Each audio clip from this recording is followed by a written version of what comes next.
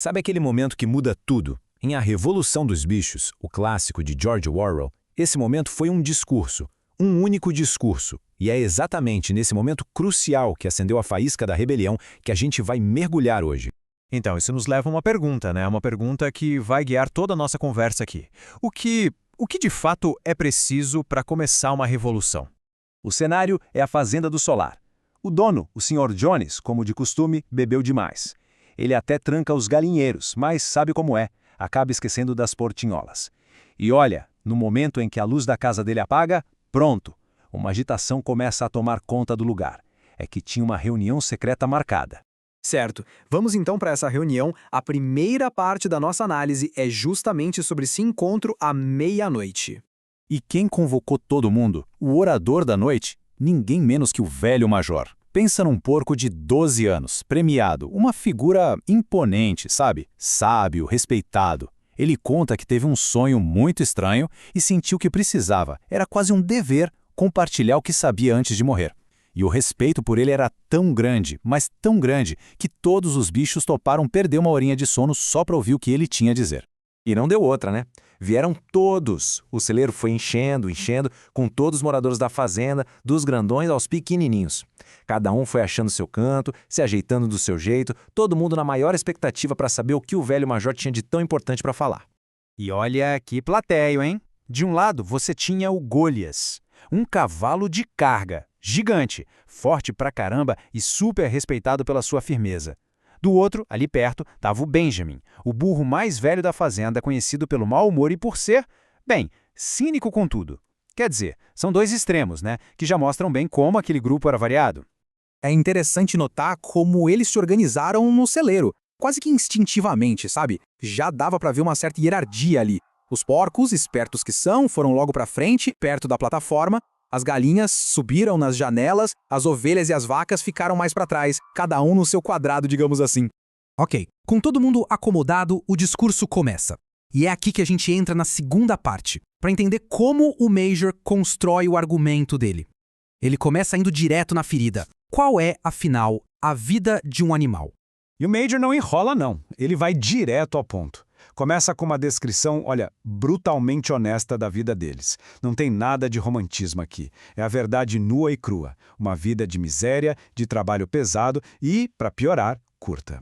E ele não para por aí. Ele vai detalhando essa miséria toda. A comida, só o mínimo para não morrer de fome. O trabalho, forçado até a exaustão, até a última gota de suor. E quando não servem mais para nada, o que acontece? São abatidos, sem dó nem piedade. A conclusão dele é pesada, mas direta. Ser um animal na Inglaterra é ser um escravo.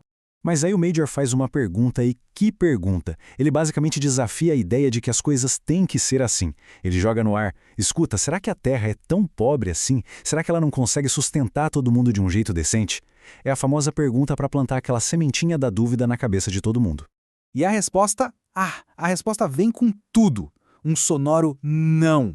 Na verdade ele diz 1000 vezes não. Ele joga por terra essa ideia de que sofrimento e pobreza são, sei lá, naturais. Pelo contrário, ele afirma que o solo da Inglaterra é rico, é fértil, daria para sustentar muito mais animais e com uma vida boa, com dignidade. Beleza, então se o problema não é a natureza, o que é? Ou melhor, quem é? E é aí que a gente chega na grande revelação do discurso, a terceira parte, onde o Major aponta o dedo e nomeia o verdadeiro culpado. E aqui está o ponto central de tudo, o resumo da ópera. Todo mal, toda exploração tem uma única fonte, uma única palavra, o homem. Para ele, a lógica é simples. Tire o homem da equação e você arranca pela raiz a causa da fome e do trabalho excessivo, para sempre. A lógica que o Major apresenta é bem direta. Pensa só, os animais produzem. Eles dão leite, ovos, sua força de trabalho, fertilizam a terra. E o homem, o que ele produz? Segundo o Major, nada. Ele só consome. É basicamente a definição de um parasita, né? Alguém que vive às custas do trabalho dos outros. E para a coisa ficar ainda mais pessoal, mais real, o Major começa a descrever o futuro sombrio de cada um deles ali no celeiro. O leite das vacas, roubado para os humanos. Os potrinhos, vendidos com 1 ano de idade, nunca mais verão suas mães. Os porcos, bom, o destino deles é o matadouro. E nem o Golias, o mais forte de todos, escapa. Quando os músculos dele falharem, o destino é o mesmo.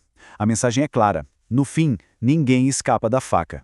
Bom, a essa altura o problema já foi exposto, o inimigo já tem nome, então só falta uma coisa, né? A parte mais importante. Qual é a solução?